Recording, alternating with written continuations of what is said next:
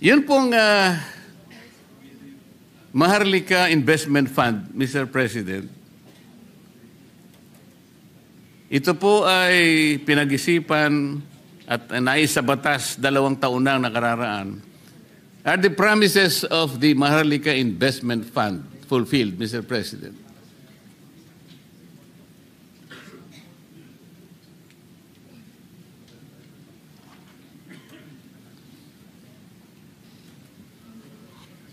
Baka mawala yung nandiyan. Hindi ilagay mo din sa...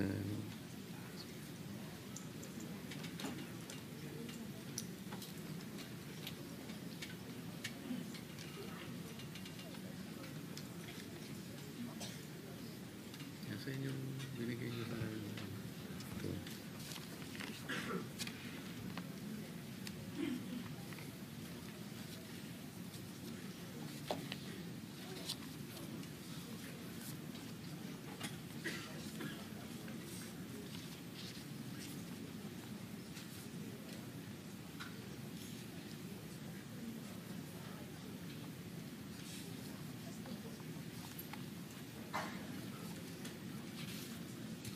Hindi, Maharlika yung binigay mo sa akin kanina. Sa table po, sir. Sa table niya, sir.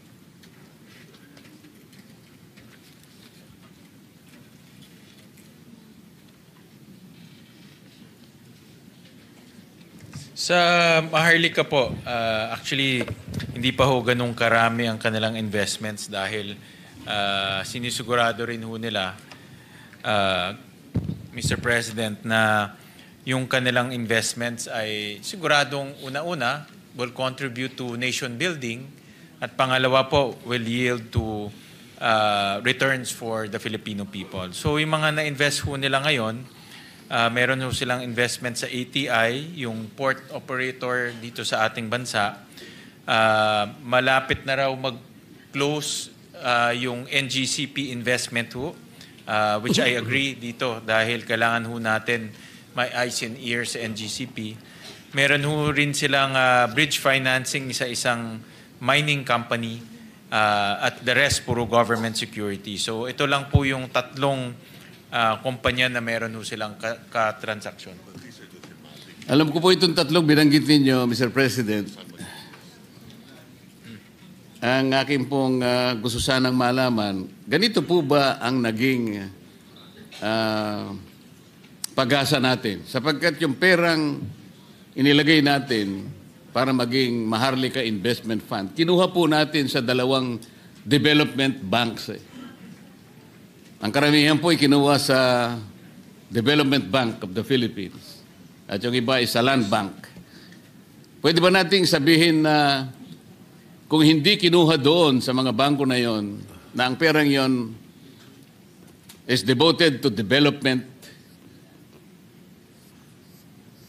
At ikukumpara natin itong tatlong ginawang investment so far ng MI ng Maharlika Investment Fund. Masasabi ba natin na nagtagumpay tayo kung ikukumpara sa potential na nangyari sana kung hindi natin kinuha sa mga bangko yon at sa iba pang mga pinagkuhanan nating sources? Ang Maharlika po, meron din ho kasi silang nation building function, Mr. President, at kasama rin sa kanilang mandato na mag-invest sa mga they call high impact sectors key to national development. So energy, agriculture, mining, infrastructure, social infrastructure, at the climate, Mr. President. So, and ang konsepto ho ng isang sovereign wealth fund, dahil sa laki ho nila, no, makakakuha sila ng mas magandang deal dahil malaki ho sila. At pangalawa ay makaka-invest ho sila sa mga sektor na hindi kaya po mag-invest yung mga bangko. Kasi yung Development Bank, DBP at Land Bank, mga bangko ito, so pautang lang. Ang Maharlika, pwede ho silang bumili ng equity. No? So pwede nilang gawin ito nang hindi ho nagagawa ng mga development banks. Malinaw naman po yun, Mr. President. Ngunit ang sinasabi ko, halimbawa, kung walang Maharlika Investment Fund, nanatili yun doon sa mga traditional na bangko na sila po ang naglalatag ng mga development funds, para paunlarin ang ating ekonomiya.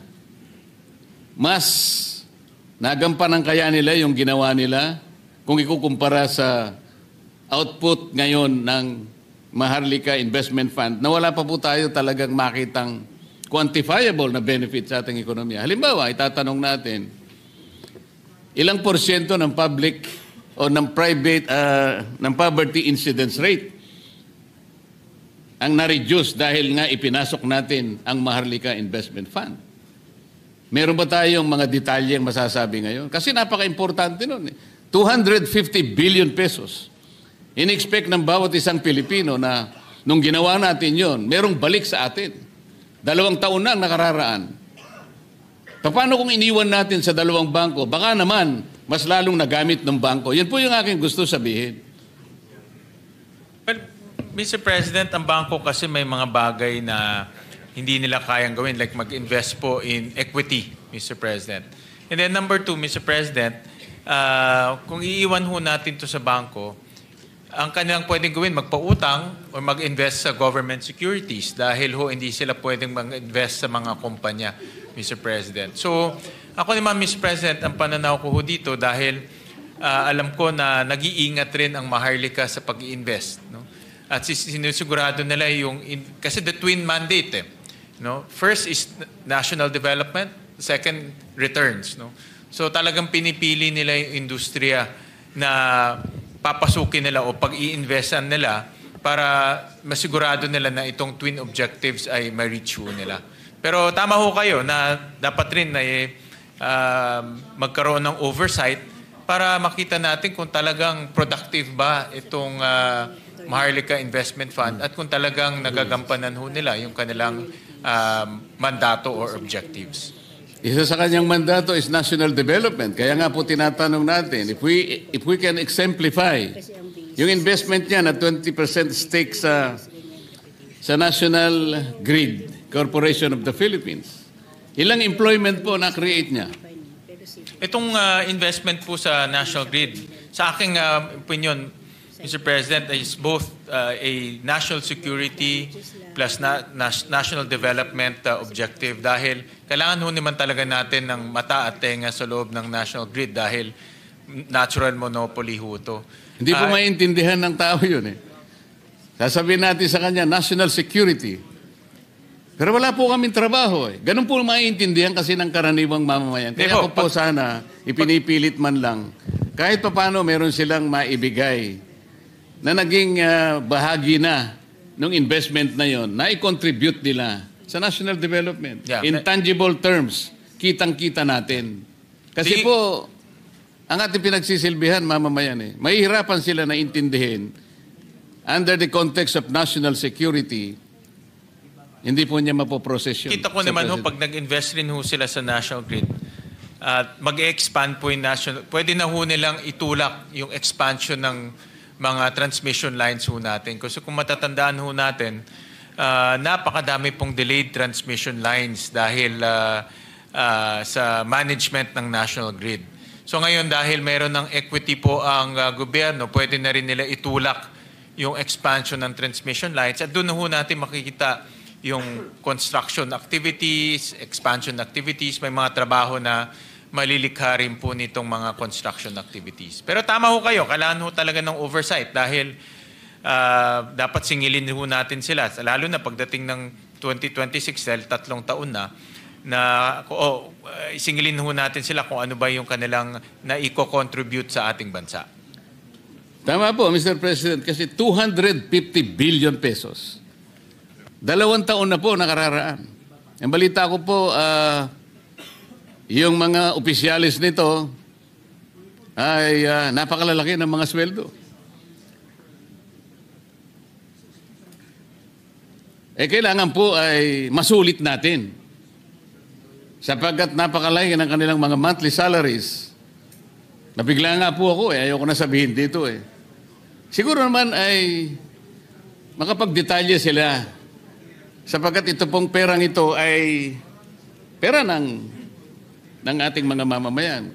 Sila'y naniniwala na kailangan may paliwanag natin sa kanila, saan nyo dinala yung pera? Ito ba'y nakabahagi ba kami Sa anong paraan kami nakabahagi? Yun po yung mga tanong na gusto nila na mabigyan ng konting o kaukulang sagot, Mr. President. Si Secretary Recto po ang ex officio chairman ng Maharlika Investment Fund at